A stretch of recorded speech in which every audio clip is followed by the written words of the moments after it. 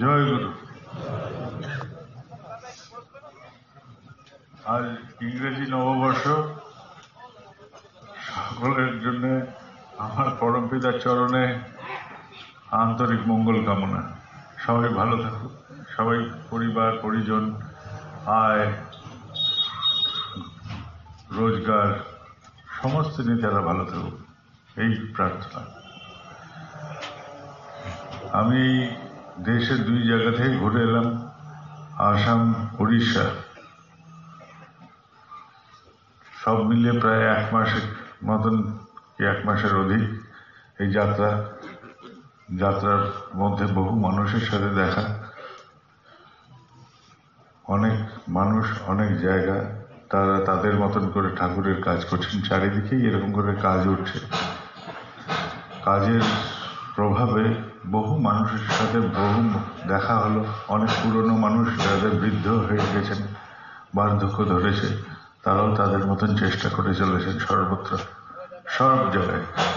এমন কোনো জায়গা নেই যেখানে চেষ্টা নেই। চেষ্টা রহিত জায়গা আমার চোখে পড়েনি। যেখানে হয়তো আমি যেরকম চেয়েছি হয়নি, কিন্তু সেখানেও কি চেষ্টা হয়নি? সেখানেও চেষ্টা করেছে সবাই। চেষ্টা সর্বত্র আছে। চেষ্টা আছে বলেই আমরা ঠাকুরকে নিয়ে আনন্দে থাকার চেষ্টা করে চলেছি। সবাই তাই চাই, আমরা ঠাকুরকে নিয়ে আনন্দ করেছি। কোথাও হয়তো আমার যাওয়া সম্ভব হয়নি, কোনো জায়গা এরকম থেকে গেছে যে যাওয়া যায়নি। কেননা একটা মানুষ কত জায়গায় ঘুরলেও মাস পার হয়ে যাবে, তাও দেশ ঘোরা যাবে না। এত জায়গায় ঠাকুরের কাজ চলছে, এত সর্বব্যাপী এরকম কর্মকাণ্ড। আগেও হয়েছে, দীক্ষার প্লাবন যখন উঠেছে, এখনো হচ্ছে। এই দেখে এলাম চারিদিকে। আর একটা কথা, যে এই যে এই দেখাটা কিন্তু আজ থেকে শুরু হয়নি। ঠাকুর যখন ছিলেন একা, সেই একা মানুষ, আর চারিদিকে আমরা সব বিপরীতে, তার দিকে তাকাইনি। জানি না তিনি কি বলতে চাচ্ছেন আমাদের জন্য, ওনার কি কথা সেটাই আমরা বুঝতে চাইনি। আমরা সবাই তার বিপরীতে দাঁড়িয়েছিলাম। একে একে একে একে অগণিত মানুষ তার ধরা পড়েছে, অগণিত মানুষ। আমরা টাকা পয়সা, যশ ঐশ্বর্য ইত্যাদিতে বিভোর থাকা মানুষ। আমাদের ঘর আছে, সংসার আছে, পরিবার আছে, আমাদের রোজগার আছে, সংসার চালানোর দায়িত্ব আছে। বাচ্চাগুলো যদি জন্মায়, তাদের বিয়েরও ব্যবস্থা করার দায়িত্ব থাকে। আমরা কেউ মুক্ত নই, আমরা সবাই এরকম করে আবদ্ধ একটি জীব। আমরা সেই গুটি পোকার মতন আবদ্ধ হয়ে পড়েছি নিজেদের জালে, নিজেরাই কর্মের জালে। রোজ উঠি, কর্ম করি, খাওয়ার জোটাই, সেটা মল হয়ে বেরোয়, আবার শুই, আবার উঠি, আবার কিছু কর্ম করি, আবার খাদ্য জোটাই, আবার সেটা মল হয়ে বেরোয়। এই নির্গত জীবনধারা। গুটি পোকা যেরকম নিজেকে আবদ্ধ করে এক নিত্য নৈমিত্তিক কর্মের মতন করে, আমরাও আমাদের সেই গুটি পোকার মতন আবদ্ধ করেছি। একটা মথ নিজেকে আবদ্ধ করতে করতে করতে একটা ছিদ্র যেটা অবশিষ্ট থাকে, সেটাও সে বন্ধ করে দেয়। আমরাও সেরকম করে নিজেদের জালে নিজেরাই পড়ে চলেছি সমানে।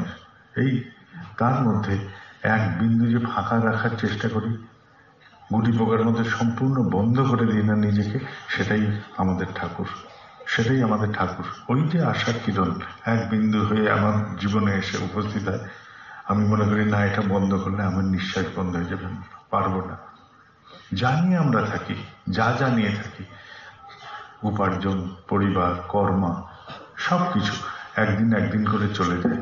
একদিন করে যে পরিবার, যে সংসার নিয়ে আমরা থাকি, যদি সেই পরিবারের কারোর কিছু হয়, আমরা হতাশায় ভুগি, আমাদের বুক ভেঙে যায়, ছাতি ফেটে যায়।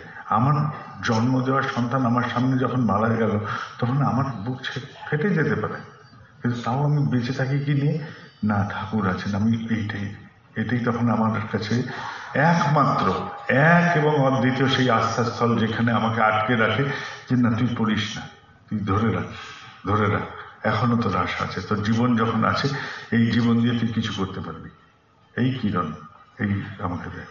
যে ধন সম্পত্তি আমি রোজগার করলাম, সারা জীবন ধরে পরিশ্রম করলাম, যা নিয়ে বিদ্যা উপার্জন হলো, আমার জ্ঞান বিদ্যা, দিনের শেষে দেখা যায় কখনো কোনো জায়গায় সেই জায়গাগুলো আমাকে পূরণ করে দিতে পারে না এই হতাশার মুহূর্তগুলোতে, তখন কিন্তু ঠাকুরই থাকেন এক দ্বিতীয়। আমরা যারা ঠাকুরের কাজ করি নিরন্তর একটা প্রশ্ন করে, এই যে তোমরা ইষ্টভৃতি করো কি পাও তাতে? আমরা বলে বোঝাই কাউকে কাউকে যুক্তিপূর্ণভাবে, কত রকম করে বোঝাই, কেউ বোঝে কেউ বোঝে না। কিন্তু আমার যেটা আহরিত ধন যখন তিনি নেন, তিনি তো আমার আহরিত ধনের সাথে আমার কর্মফলটাও টেনে নিচ্ছেন, আমার কর্মফলও তিনি নিয়ে নিচ্ছেন। আজ থেকে কত বছর আগে, কত যুগ আগে রত্নাকর বলে এক দস্যু, সে দস্যু বৃত্তি করেছে, জীবন জীবিকা নির্বাহ করত। যখন দেখলো যে তার কর্মফলের কেউ অংশীদার নেই, যখন কেউ অংশীদার নেই, তখন সে উপায় খুঁজলো। তখন তাকে কি বলা হলো? রাম নাম জপ করো, রাম নাম জপ করো, তাতে নাকি তার মুক্তি, রাম নাম জপে তার মুক্তি হলো। আর আজ এক ডাকাতি করে থাকা মানুষ কোন এক ঋত্বিককে ধরেছে, সে ঋত্বিক তাকে দীক্ষা দিয়েছে, সে দীক্ষা দেওয়ার পরে সে একটা ঠাকুরের ছবি দিয়েছিল, সেটা সে গাছের কুটুরিতে রেখে দিল।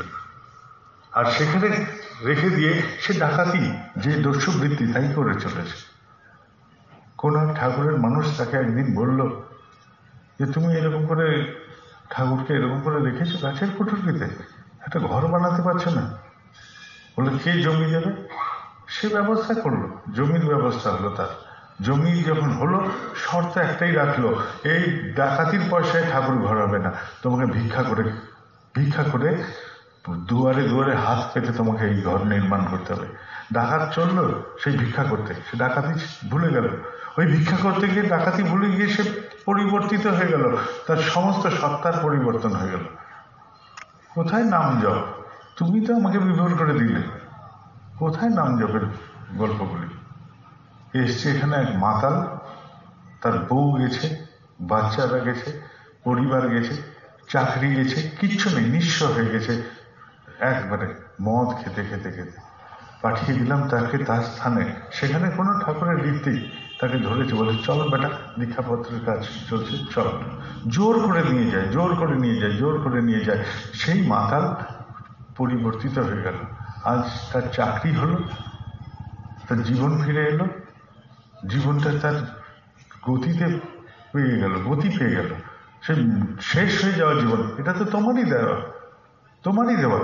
সে ঠাকুরের মানুষ, ঠাকুরের পাঞ্জাধারী কর্মী, যে সে তো তোমারই মানুষ, তাহলে তোমারই হাত ছিল ঠাকুর। আমি যে রূপে দেখি সেটা তো তোমারই হাত, যে মানুষই আসুক সেটা তো তোমারই হাত। কোন এক কালে কোন এক মাতাল এসে উপস্থিত, তুমি ধরিয়ে দিচ্ছ তাকে, বলছে মদ ছাড়বে কেন, এই নেন। সে শেষে তোমার প্রেমে মজে মদ দিল ছেড়ে, দিল যেই মদ ছেড়ে, যে মদ ছাড়লো, সে বলছে আপনি বড় চতুর, আপনি বড়ই চতুর। এসছিলাম আশ্রয় দিলেন, প্রশ্রয় ছাড়িয়ে দিলেন মদ। এ কোন লীলা চলছে আমার সাথে, আমি তো বুঝি না। এটাই গল্প, তোমার গল্প এরকম। তুমি কি করছো, আমাদের নিয়ে কি খেলা চলছে, এ আমাদের বোঝার ক্ষমতার বাইরে, এ আমাদের বোঝার ক্ষমতার বাইরে। সত্যিকারের যদি আমরা গভীরভাবে ভাবি যে আমরা কেউ হয়তো কোনো সরকারি পদে অধিষ্ঠিত হতে পারি, বিশিষ্ট, কিন্তু সেটা বিশিষ্টতা সরকারি জায়গায়, ঠাকুরের জগতে না। ঠাকুরের জগতে আমরা সবাই সাধারণ, যেরকম আছি নাংলা।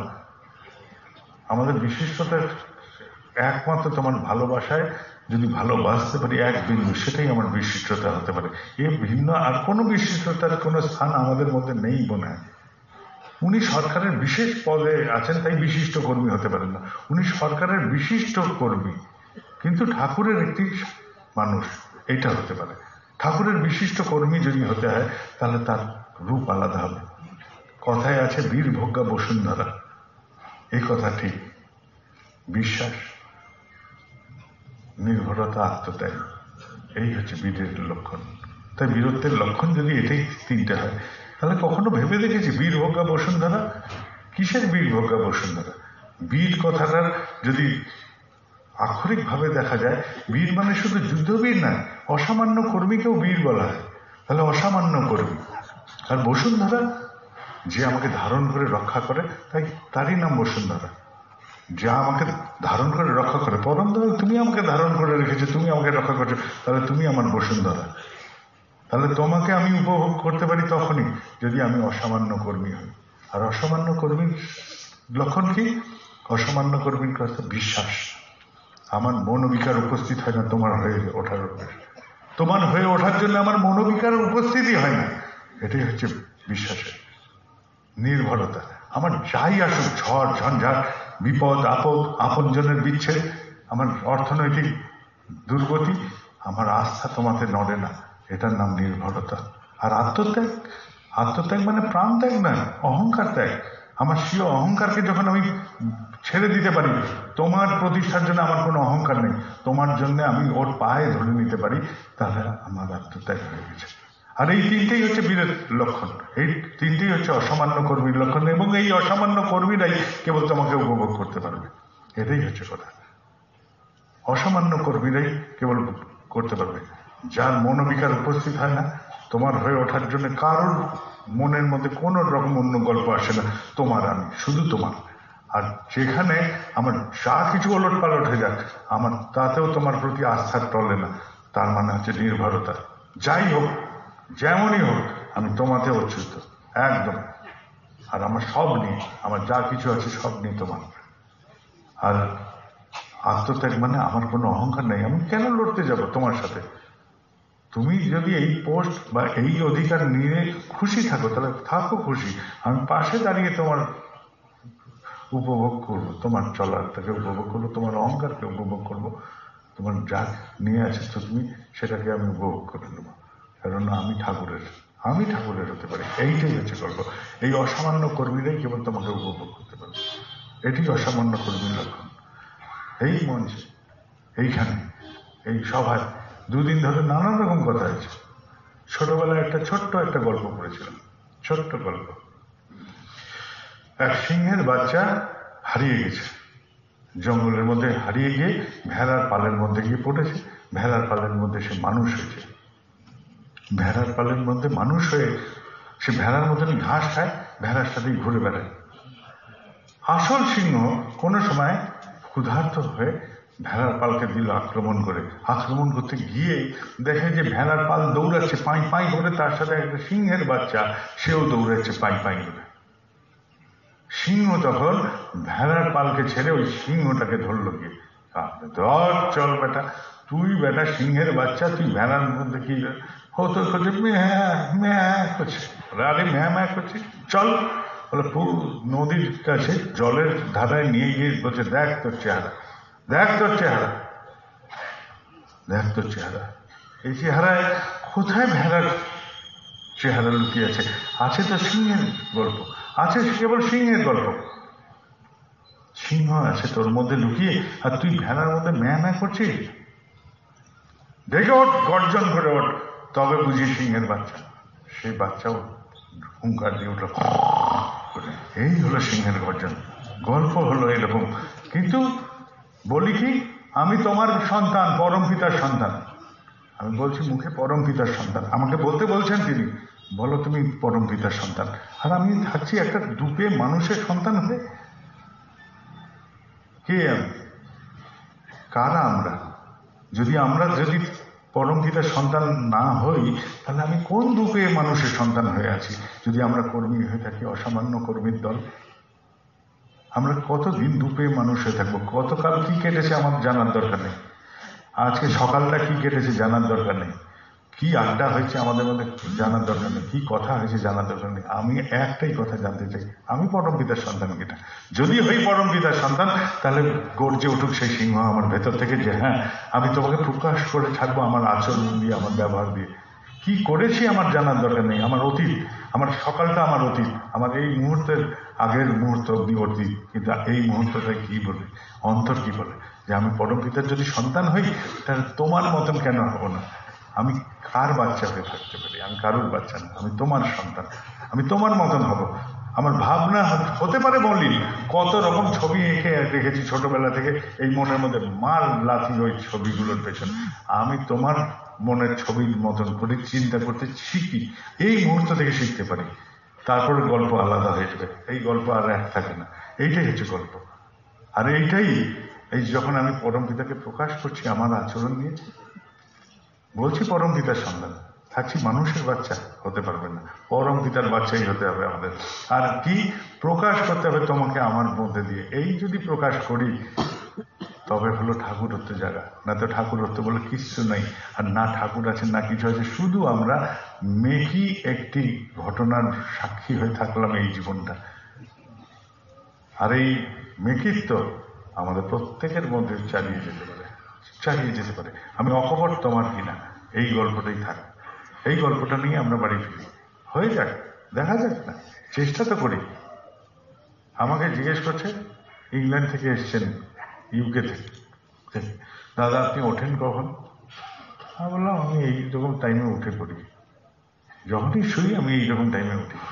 পরক্ষণই মনে হলো, আচ্ছা আমি কেন উত্তর দেব?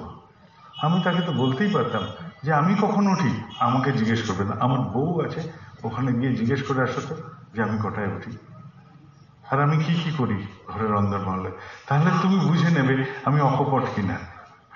আমার বাইরের প্রকাশ, এই বাহ্যিক প্রকাশটা গল্প হতে পারে না, আমার অন্দরমহলের প্রকাশটা আর বাহ্যিক প্রকাশটা একাকার কিনা মিলিয়ে দেখে নাও যে আমি কটায় উঠি, কি করি, সকাল থেকে আমার কার্যক্রম কি হয়, শুনে নাও। আমি কেন বলতে গেলাম বোকার মতন, এটা আমার বোকামি হলো। গল্পটা এই হোক, আমার বাচ্চাটাকে আমার বলতে হবে না যে আমি ঠাকুরের মানুষ, আমার আচরণ দেখুক, সে শিখে নেবে যে ঠাকুরের মানুষ কিনা, সে ভাবে কিনা ঠাকুরকে নিয়ে, চেষ্টা করে কিনা ঠাকুরকে নিয়ে, এইটুকু খালি দেখানোর ইচ্ছে আমার, কারোর জন্য না।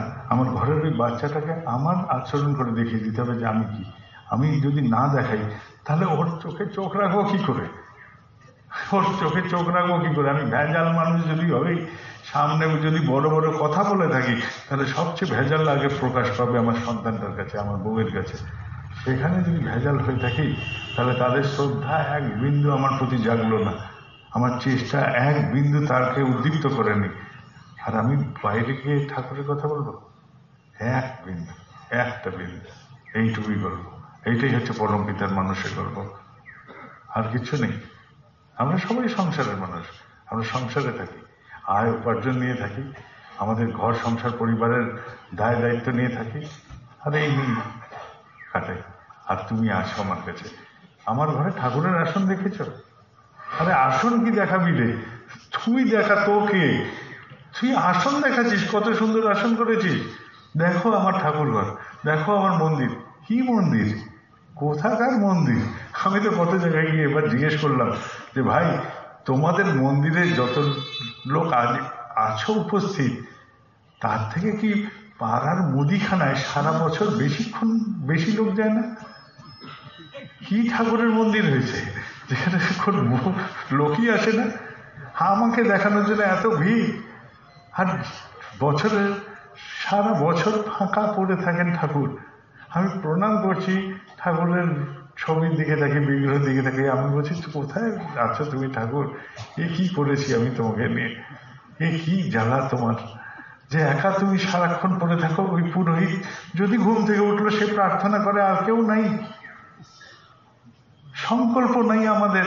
আমি মন্দির বানাচ্ছি কি না, আমার ইচ্ছা হয়েছে, ওর সাথে আমি থাকবো না, আমার এখানে মন্দির লাগে, ওর সাথে আমি থাকতে পারছি না। ওর সাথে তো বড় কথা না, ঠাকুর তোমার সাথে আমি থাকতে পারি কিনা এটাই বড় কথা।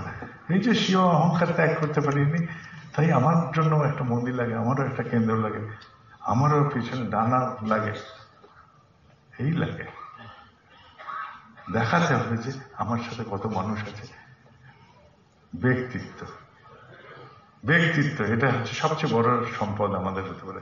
যদি যেই বিশ্বাস আমার আছে সেটাতে যদি স্থির থাকি, সেটাই আমার ব্যক্তিত্ব। স্থির আছে কিনা আমার বিশ্বাস, নড়বড়ে না স্থির? যদি স্থির থাকে তাহলে আছে ব্যক্তিত্ব। ইষ্টার্থ পরায়ণতায় জেদি যারা, তাদের ব্যক্তিত্ব অদূর থেকে, তার মানে জেদি স্থির, সে এখান থেকে নড়বে না। এটাই হচ্ছে ব্যক্তিত্ববানের কথা। ঠিক আছে, সবাই ভালো থাকবে। কারোর কাজ কম হয়েছে, কারোর কাজ বেশি হয়েছে, এটা হতে পারে, কিন্তু আমরা চেষ্টা করিনি, এটা আমি মানি না। সবাই চেষ্টা করেছি। এই দুদিনের ইয়েতে কত রকম কথা হয়েছে, এটা ঠিক হয়নি, ওটা ঠিক হয়নি। আমাদের ঠিক ঠিক দরকার নেই। সাধারণ মানুষ, এই দেশের নাগরিক, ৭৬ হচ্ছে বুদ্ধি। আমাদের দেশের আইকিউ নাকি ৭৬, সেটা চায়নার ১০০, জাপানের ১০০, জার্মানির ১০০, ইউরোপিয়ান সমস্ত কান্ট্রিগুলোর ১০০-র উপরে, আমেরিকার ১০০, আমাদের নাকি ৭৬। একটু বোকা, হতেই পারে ভুল, টুকটাক ভুল হয়েই যায়, কি করবো, সবটা তো পারি না। একটাই তো বুদ্ধি আছে, তুমি, এই বুদ্ধিটুকু নিয়েই থাকি, এইটুকু সম্পদ নিয়ে যাবো, ফিরে বাড়ি আবার ফিরবো, আবার আর চেষ্টা করে যাই, চেষ্টা করতে থাকি। চলতে চলতে ওই চৌকোনা পাথর যদি একটু নিটল হয়ে যায় আমাদের মধ্যে, এইটুকুই আমাদের প্রাপ্তি। এখানে অনেক হিন্দি ভাষী আছেন, বহু हिंदी बोलने वाले हैं। मैं तो बोल दिया बांग्ला में आ गया, आज बांग्ला में तो क्या करें, आप लोग पढ़ लीजिएगा सातोती में या कहीं भी जान लीजिएगा आसपास से। लेकिन मेरा भाषा शायद आप लोग को भी आ गया होगा, मैं क्या बोलना चाह रहा था, তাই না? সবাই ভালো থাকবেন। আমরা পারিনি এরকম না, আমি সবসময় পজিটিভ, যে হ্যাঁ পেরে গেছি, কিছু না কিছু করেছি, সবাই আনন্দ নিয়ে ফেলে। ঠিক আছে, দীক্ষা আমরা এর আগেও চেষ্টা করেছি, আবার চেষ্টা করতে থাকি, এগোতে থাকুক। দীক্ষা যদি হয় তাহলে সবারই আনন্দ থাকে। আমরা বলতে ভয় পাই এখন, যে দীক্ষা দেব, বলতে গিয়ে ভয় লাগে যে এই দীক্ষাটা আবার সেই ভেজাল দীক্ষা হয়ে যাবে না তো। তো এই ভয়ে সবার আগে হলো কি, লেজটা গুটিয়ে গেল। এখন লেজ গুটিয়ে গেলে লেজের স্থান কোথায় আছে? আমি এবার আস্তে আস্তে একটা হনুমান মূর্তি দেখছি। তা আমি সাথে ছিলেন পাবলিশিংয়ের দেবাশিস মণ্ডলদা গাড়িতে। আমি বলছি যে আচ্ছা, হনুমান যে ধুতি পরেন, তা লেজটা বেরোয় কোনখান দিয়ে? আমার অনেক প্রশ্ন জাগলো।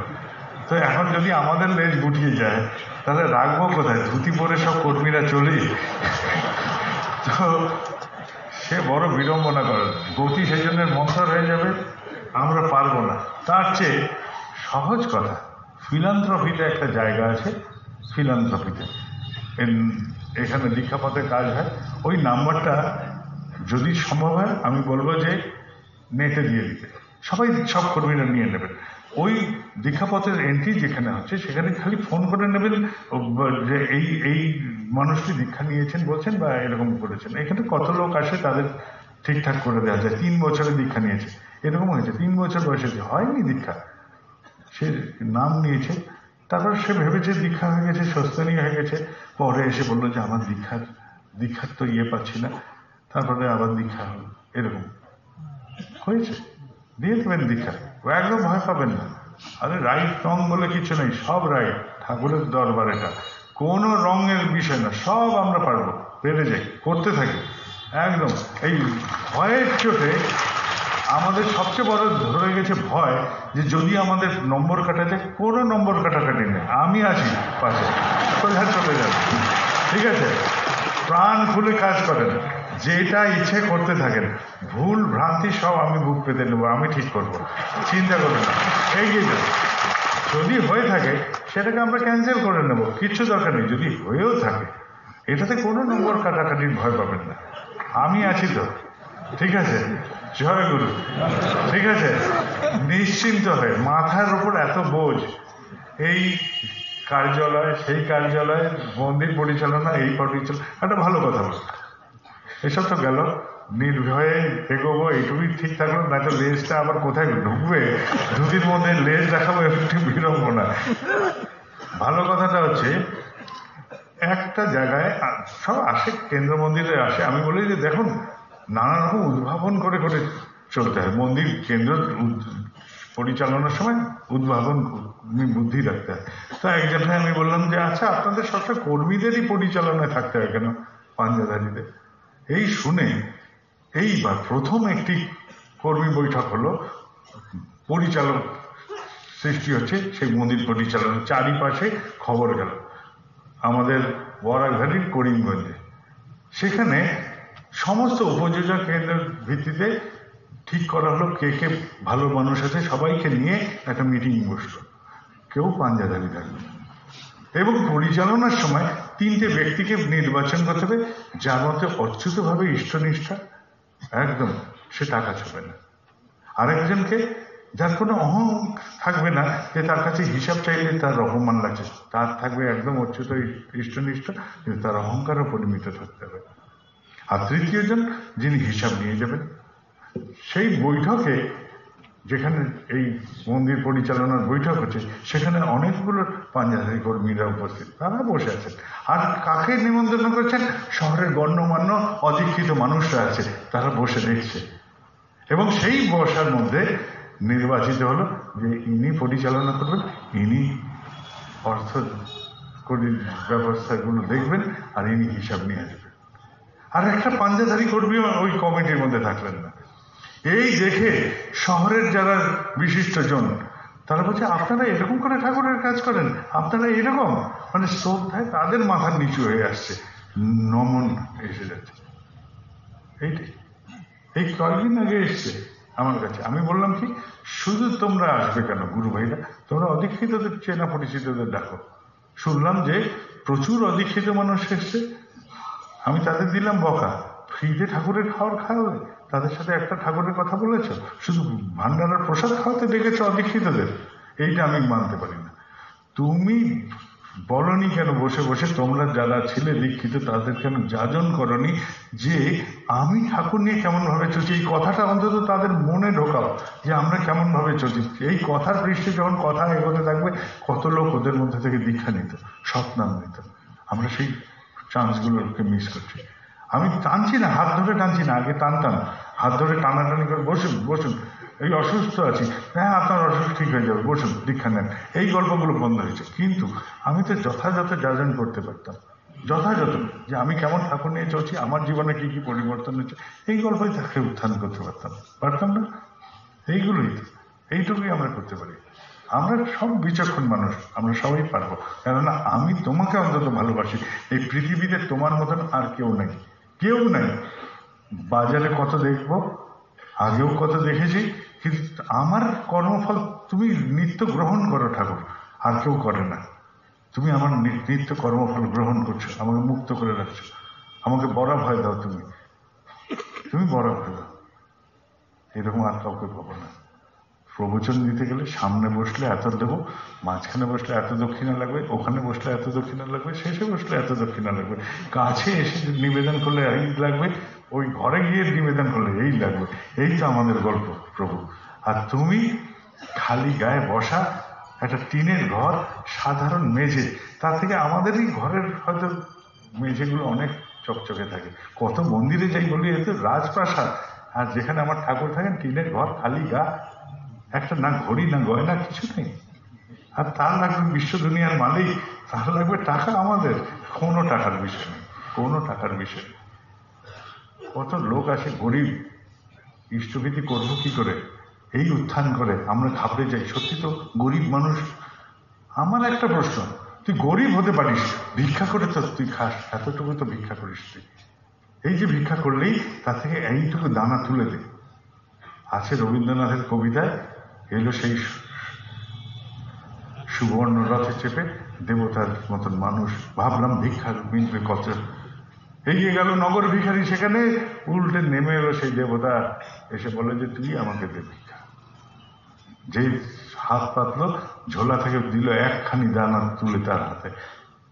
ভিক্ষা শেষে সে ফিরল যখন নিজের ঘরে, উজাড় করলো ঝুলিখানি, দেখলো একটা দানা হয়ে গেছে সোনায় পরিণত। তখন হায় হায় করছে, কেন দিইনি তুলে তোমার। তাহলে তুই এইটুকু দিতে কার্পণ্য করিস না, এইটুকু তুলে রাখ তোর গুরুর জন্য। 30 দিনে যদি এইটুকুই হয় তোর সম্বল, তাহলে সেই 5 টাকা 7 টাকাই পাঠা, তুই অন্তত ইষ্টভীতি কর, কায়েমই থাকবি, তোর দারিদ্রতা থেকে তুই মুক্ত পাবি। ভারত জৈন এই ইদানিংকালে খুব উঠেছে নেটে, সে নাকি ভিখারি, থাকে কোথায়? বোম্বে শহরে, পৃথিবীর সবচেয়ে ধনী ভিখারি। কত সম্পত্তি তার? 7.5 কোটি টাকা, ফ্ল্যাট আছে, ইত্যাদি আছে, সব আছে। বলে যে এত সম্পত্তি তাও ভিক্ষা? বলে শুধু আমার জন্য করি না, আমি দেবতার উদ্দেশ্যে দিই, মঙ্গল কার্যে দিই, ইষ্টভীতি নামান্তরে সে করে। সে তার তার মতন করে সে ইষ্টভীতি করে চলেছে, তাহলে সেও ইষ্টভীতি মুক্ত নয়, তার মতন করে সে করে ইষ্টভীতি। তাহলে তুই এইটুকু চাল যদি তুলে রাখতে পারিস, তাহলে তুই রাতারাতি হয়তো ভারত জৈন হবি না, ধনী হবি না, কিন্তু তোর দারিদ্র ব্যাধি যেটা তোর অন্তরে ঢুকে গেছে, তোর রক্তে ঢুকে গেছে, মাথায় ঢুকে গেছে, সেটা থেকে মুক্তি হবে। আর তুই হয়তো কোনোদিন হয়তো সুবিধা দেখতে পারবি, জীবনটা সুবিধা হবে। এই সামনেই বসে আছেন আমাদের জীবনদা, একটা কাপড়ের মেলার টাঙানা, বিধবাদের ভরা, সেই কলোনির মধ্যে থাকে পা কাটা একটি ছেলে, বড়দার সাথে দেখা ওখানে, তারপরে তো তার প্রেমের জালে পড়ল আটকে, আর যেতে পারলো না, আটকে গেল ঠাকুরের কাছে। সে হতদরিদ্র মানুষের ঘর হয়েছে, তার অট্টালিকা হয়েছে, সেখানে ঠাকুরের আসন আছে, ঠাকুর নিয়ে এসে থাকে। এইটাই হচ্ছে আমাদের গল্প। কি একটা জিনিস কায়েম হয়ে গেছে, ঠাকুর তোমাকে ধরে রাখার জন্য যেটুকু করা যায় অন্তর দিয়ে সেই নিয়ে করেছে। তার জীবনে যা কিছু হয়েছে সবটাই তো ঠাকুরের দান, খালি করে রেখেছে কি ধরে রেখেছে, ধরে রেখেছে। এই ধরে রাখার জন্যই একটাই কাজ করতে হবে, তোমাকে ইষ্টভীতি। এটাই মানুষকে বলতে পারি। সবাই ভালো থাকবেন, আনন্দ নিয়ে ফিরবেন। এখানে যদি কোনো কথা হয়ে থাকে যেটাতে মন ভারাক্রান্ত হয়েছে, আনন্দ নিয়ে ফেরবেন। হাসতে তো এখানে ট্যাক্স লাগছে না, তাহলে আপনারাও হাসি খুশি করে ফিরবেন, তাই আমি বলি। ঠিক আছে, আমি গেছিলাম এবার যেখানে গেছি, গিয়ে বলছি এই, এক জায়গায় গিয়ে বলছি এই ধরা যাক একটা আলুর গুদামে আগুন লেগেছে, কি করবে? সবাই বলছে যে আগুন নেভাতে যাবো। আমি আগুন তো লেগে গেছে ভাই, আর নেভাবে কি? তার চেয়ে ঘর থেকে নুন নিয়ে যাও, ওরা আলু ছাড়িয়ে খেয়ে নাও, আর বলো যে ভাই আবার আগুন লাগলে জানিও, আসবো নুন নিয়ে, সদল বলে। যদি হয় বিপদ, হয়েই গেছে যখন বিপদ, সেখান থেকে আনন্দ করে নিতে পারি আমরা। জয় গুরু, ভালো থাকবেন সবাই। আর যারা যারা বাড়ি ফিরতে চান সাবধানে ফিরবেন, যাদের অনেকের ফেরা আছে আজকে, সবাই ফিরবেন সাবধানে। জয় গুরু, ধরে দিয়ে